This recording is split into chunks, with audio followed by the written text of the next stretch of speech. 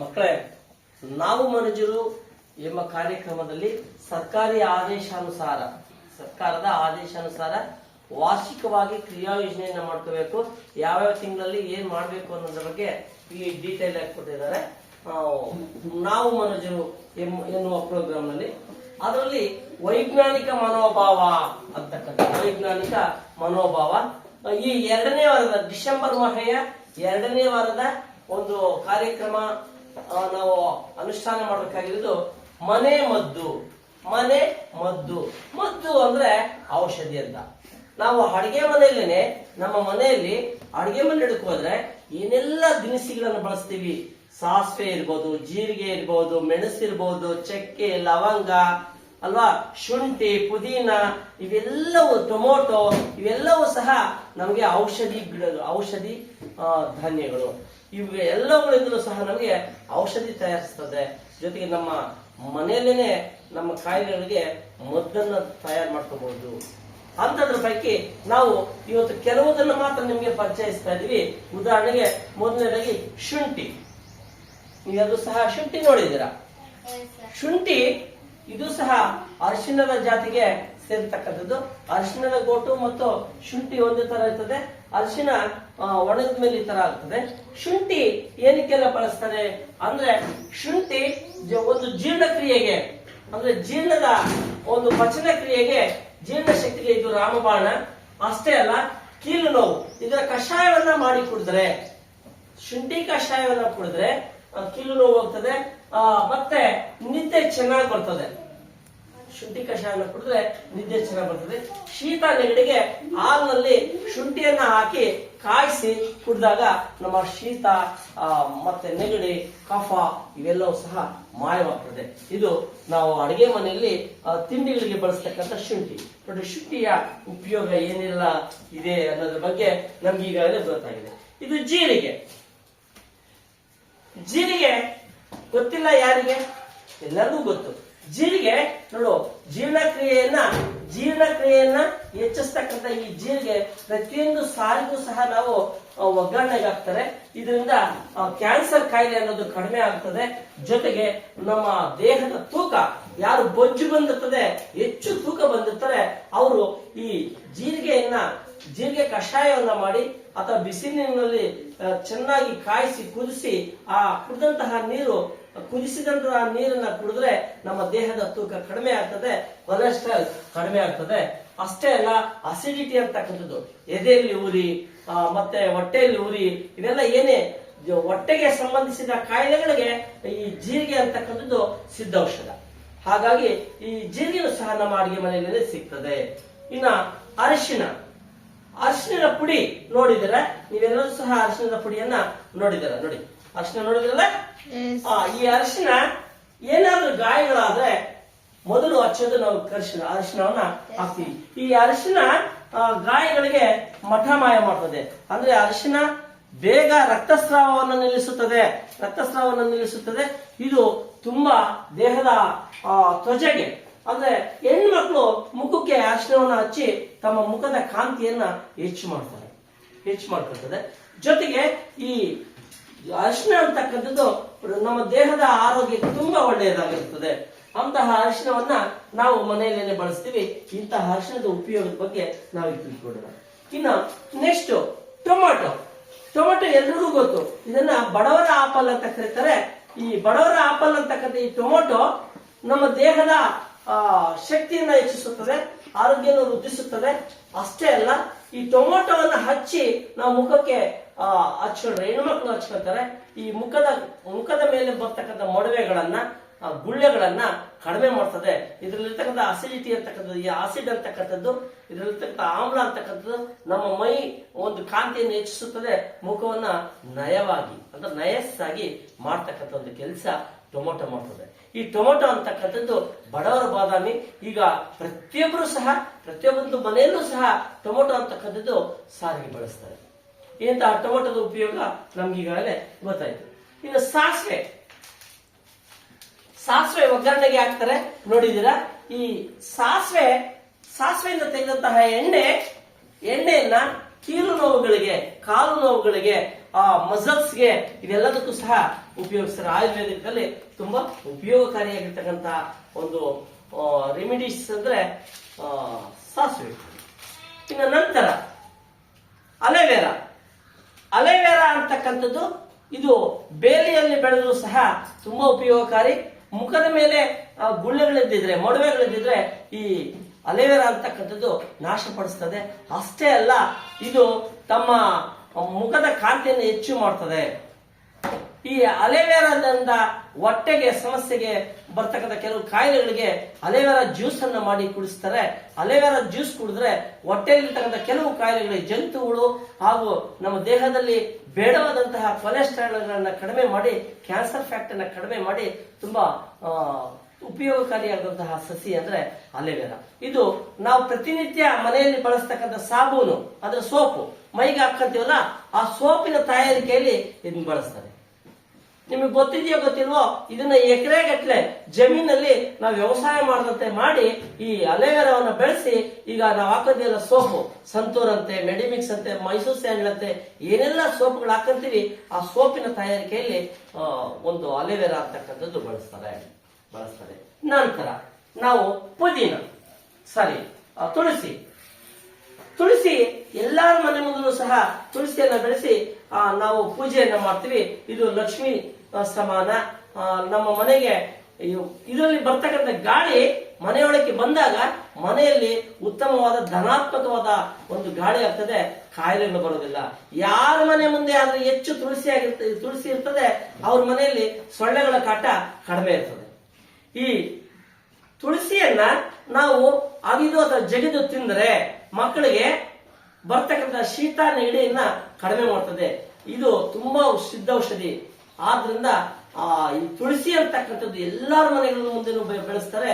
ನಾವು ಸಹ ಹೆಚ್ಚು ಹೆಚ್ಚು ತುಳಸಿಯನ್ನ ಬಳಸೋದ್ರ ಮುಖಾಂತರ ನಮ್ಮಲ್ಲಿರ್ತಕ್ಕಂಥ ಶೀತ, ನೆಗಡಿ, ಕಫ ಇವೆಲ್ಲವನ್ನು ದೂರ ಮಾಡ್ತದೆ. ನೆಕ್ಸ್ಟ್ ಈರುಳ್ಳಿ ನೋಡಿದಿರ, ಪ್ರತಿಯೊಂದು ದಿವಸನೂ ಸಹ, ಪ್ರತಿ ಸಾರಿಗೂ ಸಹ ಈರುಳ್ಳಿ ಅಂದ್ರೆ ಆನಿಯನ್ ಅಂತ ಏನ್ ಕರಿತೀವಿ, ಇದರಲ್ಲಿ ಎ ಮತ್ತು ಸಿ ವಿಟಮಿನ್ ಅಧಿಕವಾಗಿದ್ದು ಇದನ್ನ ಒಗ್ಗರಣೆಯಲ್ಲಿ ಬಳಸ್ತಾರೆ. ಇದು ದೇಹದ ಆರೋಗ್ಯವನ್ನ ಹೆಚ್ಚು ಮಾಡ್ತದೆ, ಜೀರ್ಣಕ್ರಿಯೆಯನ್ನ ಹೆಚ್ಚು ಮಾಡ್ತದೆ. ಜೊತೆಗೆ ಹಲ್ಲು ನೋವಿದ್ರೆ ಇದು ಕಡಿಮೆ ಮಾಡ್ತದೆ. ಗಂಟಲು ನೋವಿದ್ರೆ ಈರುಳ್ಳಿಯೊಂದಿಗೆ ಬೆಲ್ಲವನ್ನ ಬೆರೆಸ್ಕೊಂಡು, ಆರ್ಗ್ಯಾನಿಕ್ ಬೆಲ್ಲವನ್ನ ಬೆಳೆಸ್ಕೊಂಡು ಈರುಳ್ಳಿಯನ್ನ ತಿಂದ್ರೆ ನಮ್ಮ ಗಂಟಲು ತುಂಬಾ ಚೆನ್ನಾಗಿ ಕೆಲಸ ಮಾಡ್ತದೆ. ಧ್ವನಿವರ್ಧಕ ಯಂತ್ರ ಅಂತಕ್ಕಂಥದ್ದು, ನಮ್ಮಲ್ಲಿರ್ತಕ್ಕಂಥ ಧ್ವನಿ ಪೆಟ್ಟಿಗೆ ಅಂತಕ್ಕಂಥದ್ದು ತುಂಬಾ ಚೆನ್ನಾಗಿ ಕೆಲಸ ಮಾಡ್ತದೆ. ಹಾಗಾಗಿ ಈರುಳ್ಳಿ ತುಂಬಾ ಮಹತ್ವದ್ದು. ಪ್ರತಿ ದಿವಸನೂ ಸಹ ನಾವು ಅಡಿಗೆ ಮನೆಯಲ್ಲಿ ಈರುಳ್ಳಿಯನ್ನು ಬಳಸ್ತೇವೆ. ಇನ್ನು ಬೆಳ್ಳುಳ್ಳಿ ನಾವು ಅಗದಾಗ ವಾಸನೆ ಕರೆಕ್ಟ್, ಆದ್ರೆ ಇದು ತುಂಬಾ ಜೀರ್ಣಕ್ರಿಯೆಗೆ ರಾಮಬಾಣ ಇದ್ದ ಹಾಗೆ. ಯಾವುದೇ ಗುಳ್ಳೆ ಅಂದ್ರೆ ಮೈ ಮೇಲೆ ಹೆಚ್ಚಿನದಾಗಿ ಗುಳ್ಳೆಗಳಾದಾಗ ಅದನ್ನ ಸ್ವಲ್ಪ ಬೆಳ್ಳುಳ್ಳಿಯ ಹೆಸರನ್ನ ಚಿವುಟಿ ಅಥವಾ ಪುಡಿ ಮಾಡಿ ನಾವು ಹಚ್ಚಿದ್ರೆ 3 ದಿವಸಕ್ಕೆ ನಮ್ಮ ಗುಳ್ಳೆಗಳು ಮಾಯ ಆಗ್ತದೆ. ಇದು ಕ್ಯಾನ್ಸರ್, ನಮ್ಮ ದೇಹದಲ್ಲಿ ಬರ್ತಕ್ಕಂಥ ಕೆಟ್ಟ ಕ್ಯಾನ್ಸರ್ ಅನ್ನ ದೂರ ಮಾಡ್ತದೆ. ನಮ್ಮಲ್ಲಿ ಜೀರ್ಣಶಕ್ತಿಗೆ ಅಧಿಕವಾಗಿರ್ತಕ್ಕಂಥ ಒಂದು ಪೌಷ್ಟಿಕಾಂಶಗಳನ್ನು ನೀಡ್ತಕ್ಕಂಥದ್ದು ಏಕೈಕ ತರಕಾರಿ ಅಂದ್ರೆ ಈ ಬೆಳ್ಳುಳ್ಳಿ. ಅದಕ್ಕೆ ನಾವು ಪ್ರತಿ ದಿವಸ ಸಹ ನಮ್ಮ ಸಾರಿನಲ್ಲಿ ಬೆಳ್ಳುಳ್ಳಿಯನ್ನ ಬಳಸ್ತೀವಿ. ಈ ನಮ್ಮ ಪೂರ್ವಿಕರು ಇವೆಲ್ಲವನ್ನು ತಿಳಿದುಕೊಂಡಿದ್ರು ಸಹ ಇದು ವೈಜ್ಞಾನಿಕ ಒಂದು ಮನೋಭಾವನೆಯನ್ನ ತಡೆದಿರ್ತಕ್ಕಂಥ ಈ ಮನೆ ಮದ್ದುಗಳು ಎಷ್ಟೆಲ್ಲ ಉಪಯೋಗ ಇದೆ ಅಂತ. ಇನ್ನ ಪುದೀನ ನಾವು ಚಟ್ನಿಗೆ ಬಳಸ್ತೀವಿ. ಚಟ್ನಿಗೆ ಮತ್ತು ತರಕಾರಿಗಳಲ್ಲಿ, ಸಾಂಬಾರುಗಳಲ್ಲಿ, ಪುಳಿಯೋಗರೆ ಮತ್ತು ಟೊಮೊಟೊ ಬಾತು ಇಂತಹ ತಿಂಡಿಗಳಲ್ಲಿ ಬಳಸ್ತಕ್ಕಂಥ ಈ ಪುದೀನ ಮಿಂಟ್ ಅಂತ ಕರಿತೀವಲ್ಲ, ಇದು ನಮ್ಮ ಬಾಯಿಯ ದುರ್ವಾಸನೆಯನ್ನ ದೂರ ಮಾಡ್ತದೆ, ನಮ್ಮ ಜೀರ್ಣಶಕ್ತಿಯನ್ನ ಹೆಚ್ಚು ಮಾಡ್ತದೆ, ನಮ್ಮಲ್ಲಿರ್ತಕ್ಕಂಥ ಅಸಿಡಿಟಿಯನ್ನ, ಏನು ಹೊಟ್ಟೆ ಉರಿ ಅಂತ ಏನ್ ಕರಿತೀವಿ, ಇಂಥದ್ದೆಲ್ಲ ಕಡಿಮೆ ಮಾಡ್ತದೆ. ಅಷ್ಟೇ ಅಲ್ಲ, ಪುದೀನವನ್ನು ಬರೀ ಹಸಿ ಪುದೀನವನ್ನು ಹೆಚ್ಚಾಗಿ ತಿಂದ್ರೆ ನಮ್ಮ ಬಾಯಿ ವಾಸನೆ ದೂರ ಆಗೋದಲ್ಲದೆ ನಮ್ಮ ಹೊಟ್ಟೆಯ ಹಸಿವು ಹೆಚ್ಚು ಮಾಡ್ತದೆ, ಹೊಟ್ಟೆಯ ಹಸಿವು ಜಾಸ್ತಿ ಮಾಡ್ತದೆ. ಹಾಗಾಗಿ ಪುದೀನದ ಮಹತ್ವ ಅಗಾಧವಾದುದು. ಇನ್ನ ಸೀಬೆಕಾಯಿಯ ಎಲೆ ನೀವೆಲ್ಲ ಸಹ ನೋಡಿದೀವಿ. ಈ ಸೀಬೆಕಾಯಿಯ ಎಲೆಯನ್ನ ನಾವು ಹಲ್ಲು ನೋವು ಬಂದಾಗ ಅಗಿದು ಅಥವಾ ಜಗಿದು ತಿಂದ್ರೆ ಹಲ್ಲು ನೋವು ಮಠಮಾಯ. ಇದರ ಕಷಾಯವನ್ನು ಕುಡಿಯೋದ್ರಿಂದ ಹೊಟ್ಟೆ ಒಳಗಡೆ ಇರ್ತಕ್ಕಂಥ ಜಂತುಹುಳುಗಳು ನಾಶವಾಗ್ತದೆ. ಹೊಟ್ಟೆಯಲ್ಲಿರ್ತಕ್ಕಂಥ ಜಂತುಹುಳುಗಳ ನಾಶ ಆಗ್ಬಿಟ್ಟು ನಮ್ಮ ಹೊಟ್ಟೆಗೆ ಬರುವಂತಹ ಅನೇಕ ಸಮಸ್ಯೆಗಳನ್ನ, ಅಂದ್ರೆ ಬೇದಿ ಇರಬಹುದು, ಹೊಟ್ಟೆ ನೋವು ಇರಬಹುದು, ಇವೆಲ್ಲದಕ್ಕೂ ಸಹ ರಾಮಬಾಣವಾಗಿ ಈ ಒಂದು ಸೀಬೆಯ ಎಲೆಗಳು ಕೆಲಸ ಮಾಡ್ತದೆ. ಇದರ ಒಂದು ಜ್ಯೂಸ್ ಅನ್ನ ಕುಡಿತಾರೆ. ಇದು ಕುಡಿಯೋದ್ರಿಂದ ನಮ್ಮ ಆರೋಗ್ಯದ ಇದು ಚೆನ್ನಾಗಾಗ್ತದೆ, ಆರೋಗ್ಯ ವೃದ್ಧಿಸುತ್ತದೆ. ನೆಕ್ಸ್ಟ್ ಬಂದು ಗರಿಕೆ. ನಮ್ಮ ಮನೆಯ ಅಂಗಳದಲ್ಲಿ, ನಮ್ಮ ಮನೆಯ ಸುತ್ತಮುತ್ತ ಬರ್ತಕ್ಕಂಥ ಗರಿಕೆಯನ್ನ ನಾವು ನೋಡಿದೀವಿ. ಇದು ಸರ್ ಕುರಿಗಳು ಮೇಕೆಗಳು ತಿನ್ನೋದಲ್ವಾ, ನಾವ್ಯಾಕೆ ತಿನ್ಬೇಕು ಅಂತ ಅನ್ಕೊಂಡಿದ್ದೀರಾ? ಇಲ್ಲ, ಕುರಿ ಮೇಕೆಗಳು ತಿನ್ನೋದ್ರಿಂದಲೇ ಅವಕ್ಕೆ ಯಾವುದೇ ಶೀತ, ನೆಗಡಿ, ಕಾಯಿಲೆ ಯಾವುದು ಬರೋದಿಲ್ಲ ನೋಡಿ. ಆದ್ರೆ ನಮಗೆ ಸ್ವಲ್ಪ ಚಳಿ ಜಾಸ್ತಿ ಆಯ್ತಂದ್ರೆ ಶೀತ ಆಗುತ್ತೆ, ಸ್ವಲ್ಪ ಬಿಸಿ ಜಾಸ್ತಿ ಆಯ್ತಂದ್ರೆ ಜ್ವರ ಬರುತ್ತೆ. ಹೀಗೆ ನಮ್ಮ ಮನುಷ್ಯ ಯಾವುದಕ್ಕೂ ತಟ್ಕೊಳ್ಳೋದಿಲ್ಲ. ಆದ್ರೆ ಆ ಪ್ರಾಣಿಗಳು ಇಂತಹ ಗರಿಕೆಯನ್ನ ತಿನ್ನೋದ್ರಿಂದ ಅವಳಿಗೆ ಯಾವುದೇ ಕಾಯಿಲೆ ಬರೋದಿಲ್ಲ. ನಾಯಿ ಕೆಮ್ಮು ಬಂದಾಗ ಓಡೋಗಿ ಅದು ಗರಿಕೆಯನ್ನ ತಿನ್ನುತ್ತೆ. ಹಿಂದೆನೆ ಆ ಗರಿಕೆ ತಿನ್ನೋದ್ರಿಂದ ಅದಕ್ಕೆ ಬರ್ತಕ್ಕಂಥ ನೆಗಡಿ ಇದನ್ನ ಕಡಿಮೆ ಆಗ್ತದೆ, ಕೆಮ್ಮು ಕಡಿಮೆ ಆಗ್ತದೆ, ವಾಂತಿ ಮಾಡ್ಕೊಳ್ಳೋದು ಕಡಿಮೆ ಆಗ್ತದೆ. ಹಾಗೇನೆ ನಾವು ಈ ಗರಿಕೆಯನ್ನ ಚೆನ್ನಾಗಿ ಕುಟ್ಟಿಣಿಗೆಯಲ್ಲಿ ಕುಟ್ಟಿ ಜ್ಯೂಸ್ ಮಾಡಿ ನೀರಿನಲ್ಲಿ ಬೆರೆಸ್ಬಿಟ್ಟು, ತಣ್ಣೀರಲ್ಲಿ ನೆನೆಸ್ಬಿಟ್ಟು ಬೇಯಿಸಬಾರ್ದು, ನೀರಿನಲ್ಲಿ ಬೇಯಿಸ್ಬಿಟ್ಟು ಕುಡಿಯೋದ್ರಿಂದ ನಮ್ಮ ಆರೋಗ್ಯದಲ್ಲಿ ಇರ್ತಕ್ಕಂಥ ಉಷ್ಣತೆ ಅಂದ್ರೆ ಶಾಖ ಜಾಸ್ತಿ ಇರ್ತದೆ, ಗುಳ್ಳೆಗಳಾಗ್ತದೆ. ನಮ್ಮ ದೇಹದ ಉಷ್ಣತೆಯನ್ನ ಕಡಿಮೆ ಮಾಡೋದ್ರಲ್ಲಿ ಗರಿಕೆ ತುಂಬಾ ಸಿದ್ಧೌಷಧಿ. ಇದು ನಮಸ್ಕಾರಿ ಸಸ್ಯ ಅಂತಲೂ ಕರೀತಾರೆ. ಇದನ್ನ ನಮಸ್ಕಾರಿ ಸಸ್ಯ ಅಂತಾರೆ. ಅಂದ್ರೆ ಇದು ನಿಮ್ಗೆಲ್ಲ ಗೊತ್ತು, ಗಣಪತಿಗೆ ತುಂಬಾ ಶ್ರೇಷ್ಠವಾದಂತಹ ಒಂದು ಗರಿಕೆ, ಶ್ರೇಷ್ಠವಾದ ಹುಲ್ಲು. ಅದಕ್ಕೆ ನಾವು ಯಾವುದೇ ಪೂಜೆಯನ್ನು ಮಾಡ್ಬೇಕಾದ್ರೆ ಸಗಣಿಯ ಮೇಲೆ ಗರಿಕೆಯನ್ನ ಇಟ್ಟು ಪೂಜೆ ಮಾಡ್ತೀವಿ. ಅದಕ್ಕೆ ಇದನ್ನ ನಮಸ್ಕಾರಿ ಸಸ್ಯ ಅಂತಾನೂ ಕರೀತಾರೆ. ಇದು ತುಂಬಾ ಒಳ್ಳೇದು. ಇದನ್ನ ನಾವು ಬರೀ ನೀರಿನಲ್ಲಿ ಕುಟ್ಟಿ ಇಲ್ಲ ಅಗದು ತಿನ್ನೋದ್ರಿಂದ ನಮ್ಮ ದೇಹದ ಉಷ್ಣತೆ ಜಾಸ್ತಿ ಆದಾಗ, ಕಣ್ಣುರಿ ಬಂದಾಗ, ಮೈಯುರಿ ಬಂದಾಗ, ಹೊಟ್ಟೆ ಉರಿ ಬಂದಾಗ, ಎದೆ ಉರಿ ಬಂದಾಗ ಇದನ್ನ ಜ್ಯೂಸ್ ಮಾಡಿ ಕುಡಿದ್ರೆ ಅಷ್ಟು ತುಂಬಾ ಚೆನ್ನಾಗಿ ಕೆಲಸ ಮಾಡ್ತದೆ ಈ ಗರಿಕೆ. ನಂತರ ದಾಳಿಂಬೆಯ ಎಲೆ. ದಾಳಿಂಬೆಯ ಎಲೆ ಮಲಬದ್ಧತೆಯನ್ನ ಕಡಿಮೆ ಮಾಡ್ತದೆ. ನಮ್ಮ ದೇಹದಲ್ಲಿ ಹೆಚ್ಚು ಬೇದಿ ಆದಾಗ ಇದರ ಕಷಾಯವನ್ನು ಮಾಡಿ ಕುಡಿದ್ರೆ ನಮಗೆ ಬರ್ತಕ್ಕಂಥ ಬೇದಿ ನಿಂತೋಗ್ತದೆ. ಜೊತೆಗೆ ಹೊಟ್ಟೆ ನೋವು ಅಂತಕ್ಕಂಥದ್ದು ಕಡಿಮೆ ಆಗ್ತದೆ. ಹೊಟ್ಟೆಯಲ್ಲಿರ್ತಕ್ಕಂಥ ಜಂತುಹುಳುಗಳು ನಾಶ ಆಗ್ತದೆ, ದೇಹದ ವೃದ್ಧಿ ಆಗ್ತದೆ. ಹೀಗೆ ಇದ್ರ ಜೊತೆಗೆ ನಾವು ನಿಂಬೆಹಣ್ಣು ನೋಡಿದಿರಲ್ವ, ನಿಂಬೆಹಣ್ಣು ಅಷ್ಟೇನೆ ನಮ್ಮ ದೇಹದಲ್ಲಿರ್ತಕ್ಕಂಥ ಸುಸ್ತನ್ನ ಕಡಿಮೆ ಮಾಡಿಬಿಟ್ಟು ಉತ್ತಮವಾಗಿರ್ತಕ್ಕಂಥ ಶಕ್ತಿಯನ್ನು ಕೊಡ್ತಕ್ಕಂಥ ಒಂದು ಹಣ್ಣು ಅಂದ್ರೆ ನಿಂಬೆಹಣ್ಣು. ನಾವು ಚಿತ್ರಾನ್ನಕ್ಕೆ ಎಲ್ಲಾ ತರಕಾರಿಗಳಲ್ಲೂ ಸಹ ನಿಂಬೆಹಣ್ಣನ್ನ ಬಳಸ್ತೀವಿ. ಹೀಗೆ ಮನೆಮದ್ದು ಕಾರ್ಯಕ್ರಮದಲ್ಲಿ ಅನೇಕ, ಇಷ್ಟೇ ಅಲ್ಲ, ಇನ್ನು ಸಾಕಷ್ಟು ಇದಾವೆ. ನಮಗೆ ಗೊತ್ತಿಲ್ಲದೆ ಇರ್ತಕ್ಕಂಥವು ಎಷ್ಟೋ ಇದಾವೆ. ಈ ಉದಾಹರಣೆಗೆ ಓಡಾಡ್ತಾ ನಾವು ನೋಡ್ಕೊಳ್ತಕ್ಕಂಥ ಗಿಡಗಳಲ್ಲಿ ಎಷ್ಟೋ ಗಿಡಗಳಿಗೆ ಔಷಧಿ ಗುಣಗಳಿದಾವೆ. ತುಂಬೆ ಗಿಡ ಇರ್ಬೋದು, ಎಕ್ಕ ಗಿಡ ಇರ್ಬೋದು ಅಲ್ವಾ, ಪ್ರತಿಯೊಂದು ಒಂದೆಲಗ ಇರ್ಬೋದು, ದೊಡ್ಡ ಪತ್ರೆ ಇರ್ಬೋದು. ಇವೆಲ್ಲ ದೊಡ್ಡ ಪತ್ರೆ, ನಿಂಬೆ, ಮತ್ತೆ ತುಂಬೆ ಗಿಡ, ಮತ್ತೆ ಹೆಕ್ಕದ ಗಿಡ, ಇವೆಲ್ಲದಕ್ಕೂ ಸಹ ಉತ್ತಮವಾದ ಔಷಧಿ ಗುಣಗಳಿದಾವೆ. ಹಾಗಾಗಿ ನಾವೆಲ್ಲವನ್ನೂ ಸಹ ಬಳಸ್ಕೋಬೇಕು. ಹೀಗೆ ಅಡಿಗೆ ಮನೆಯಲ್ಲಿ ಸಿಗ್ತಕ್ಕಂಥ ಎಲ್ಲ ವಸ್ತುಗಳನ್ನ ಬಳಸಿ ನಮಗೆ ಆಗಾಗ್ಗೆ ಬರ್ತಕ್ಕಂಥ ಕಾಯಿಲೆಗಳಿಗೆ ಅಲ್ಲೇನೆ ನಾವು ಮನೆ ಮದ್ದನ್ನ ತಯಾರಿಸ್ತಕ್ಕಂಥ ಒಂದು ಕೌಶಲ್ಯವನ್ನ ಬೆಳೆಸ್ಕೋಬೇಕು. ನಾವು ಮನೆಯಲ್ಲೇನೆ ಬೆಳೆಸ್ಕೋಬೇಕು. ಫಸ್ಟ್ ಸ್ಟಾರ್ಟಿಂಗ್ ಅಲ್ಲೇ ಬಂದಂತಹ ಕಾಯಿಲೆಗೆ ಇಂತಹ ಒಂದು ಔಷಧಿಗಳನ್ನ ನಾವೇ ಮಾಡಿಕೊಂಡು, ಕಷಾಯಗಳನ್ನ ನಾವೇ ಮಾಡಿಕೊಂಡು ಕುಡಿದ್ರೆ ನಮ್ಮ ಕಾಯಿಲೆಗಳು ಕಡಿಮೆ ಆಗ್ತದೆ. ಹೀಗೆ ಮನೆ ಮದ್ದು ಮಹತ್ವ ನಿಮ್ಗೆಲ್ಲ ತಿಳಿಯುತ್ತೆ. ಹೀಗೆ ನೀವು ಸಹ ಮನೆ ಮದ್ದು ತಯಾರಿಕೆಯಲ್ಲಿ ಹೆಚ್ಚು ಜ್ಞಾನವನ್ನು ಪಡೆದು ಆ ಮನೆ ಮದ್ದನ್ನ ಬಳಸ್ಕೋಬೇಕು.